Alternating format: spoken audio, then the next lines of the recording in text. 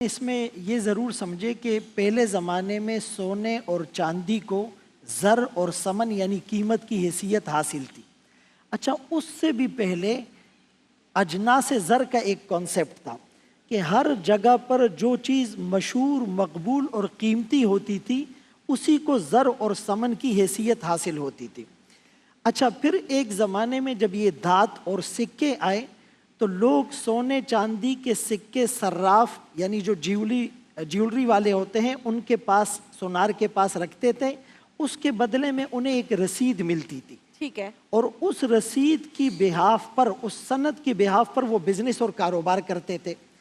آہستہ آہستہ اسی رسید اور سند نے کرنسی نوٹ یعنی کاغذی نوٹ کی شکل اختیار کر لی،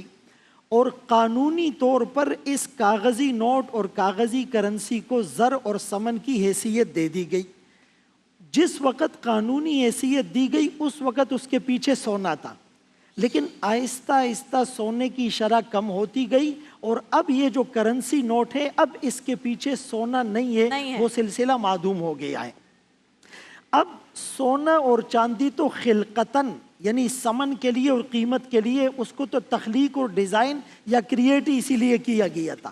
لیکن یہ جو کاغذی کرنسی ہے تو یہ عرفی اعتبار سے اور اصطلاحی اعتبار سے، اعتباری اعتبار سے اب اس کو قیمت کا درجہ دے دیا گیا ہے۔ تو جیسے جنس ایک ہو، سونا سونے کے مقابلے میں، چاندی چاندی کے مقابلے میں، اسی طرح پیسہ پیسے کے مقابلے میں تین شرطیں ہیں، وہ برابر سرابر ہو،